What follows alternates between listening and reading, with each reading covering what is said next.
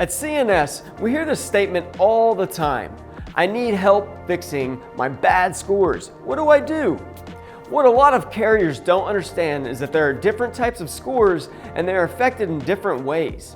I'll give you a quick rundown, but keep an eye out for our next Caution Wide Right podcast episode with Luke Kibbe and Jared Klein. And they're going to dive deep into the intricacies of these scores. So there are three different types of scores to consider: CSA scores, roadside scores, and audit scores. First of all, let's acknowledge that the FMCSA loves using acronyms, and let's also thank them for making this so difficult to understand that we need to create multiple articles, videos, and podcasts to help people understand them. Can we get a round of applause? All right, so CSA stands for Compliance, Safety, and Accountability, and the scores are really part of the SMS, or Safety Measurement System. These scores are laid out into 7 categories based on the FMCSA's BASIC system. Now, in case you were wondering, BASIC does not just stand for basic. It's anything but that.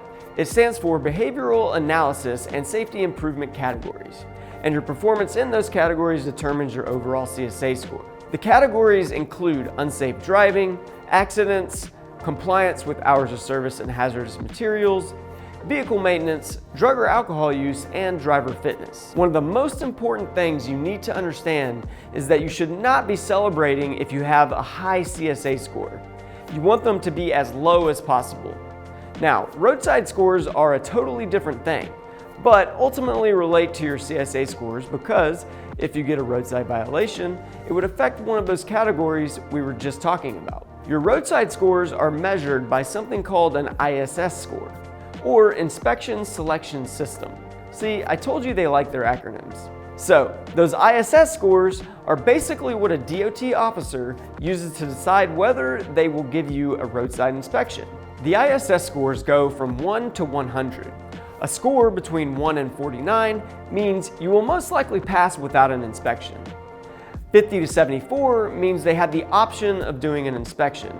And 75 to 100 means you better get ready to be inspected. Okay, so hopefully that makes sense. Now let's talk about your audit score. Your audit score is not rated on a number necessarily. It's more of a status outcome, which could be satisfactory, conditional, or unsatisfactory. Now those are pretty self-explanatory. Satisfactory good, unsatisfactory bad. So if you call us and say, "Can you fix my score?"